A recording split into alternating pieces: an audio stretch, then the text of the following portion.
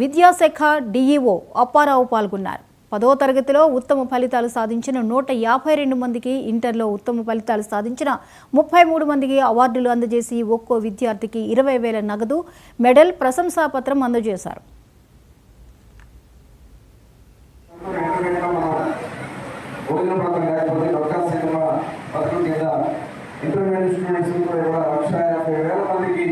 మధ్యాహ్న భోజనం పెట్టినటువంటి ప్రభుత్వం కూడా మనకి ఒక ప్రభుత్వం కూడా ఈ సందర్భంగా తెలియజేస్తాం. మనం కూడా మీరు కూడా చాలా బాగా మాట్లాడారు, వచ్చి ఇంగ్లీష్లో మాట్లాడతాం, కానీ ముందు ధైర్యంగా ఉండాలి, దాని మనసుకు జరగదు. ప్రతి ఒక్కరు కూడా మాట్లాడాలి, సమాజంలో జరుగుతున్న మార్పులు తెలుసుకోవాలి. ఇవాళ అవకాశాలు అనంతం, దానికి హద్దు లేదు. ఇవాళ మన తెలుగు వాళ్ళు చాలా మంది మల్టీనేషనల్ కంపెనీలో సీఈఓలుగా ఉన్నారు. ఇవన్నీ కూడా మనం అందిపించుకోవాల్సిన అవసరం. ఇవాళ ముఖ్యంగా ఈ ప్రాంతంలో, అనకాపల్లి ప్రాంతంలో ఒక నెంబర్ ఆఫ్ ఇండస్ట్రీస్ వస్తూ ఉన్నాయి. ఆంధ్ర రాష్ట్రంలో కూడా చాలా మంది ఇన్వెస్టర్స్ వస్తూ ఉన్నారు. తద్వారా ఎంప్లాయ్మెంట్ రావడానికి అవకాశాలు ఉన్నాయి. అవన్నీ కూడా మనం అందిపించుకోవాలంటే ఒక చక్కటి సమాజం కావాలి. అదే గౌరవ ముఖ్యమంత్రి గారి ఆలోచన.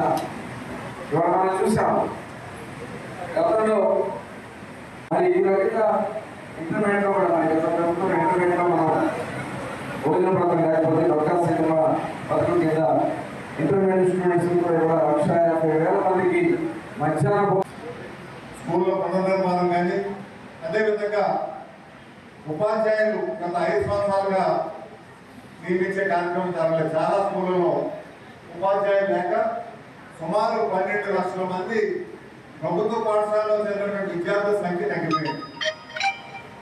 అటువంటి పరిస్థితి రాకూడదని చెప్పి సుమారు 16,000 మంది ఉపాధ్యాయులు నియమించేటువంటి కార్యక్రమాన్ని లోకేష్ గారు మొన్ననే నోటిఫికేషన్ ఇచ్చారు, పిఎస్సీ నోటిఫికేషన్. అదేవిధంగా తల్లికి వందనం అనే కార్యక్రమం ఏదైతే ముఖ్యమంత్రి గారు మాటిచ్చారో, ఈ నెలలోనే 15వ తారీఖు తర్వాత పూర్తి వివరణ అయినాక సుమారు ఈ బడ్జెట్లో 9,400 రూపాయలు దాన్ని పెట్టి అందరి పిల్లలు ఎంతమంది ఉన్నా సరే అందరికీ కూడా ఇవ్వాలని, పెద్ద క్లాసులో ఇంటర్మీడియట్ వరకు ఇవ్వాలనేటువంటి ఒక కార్యక్రమం తీసుకోవడం జరిగింది.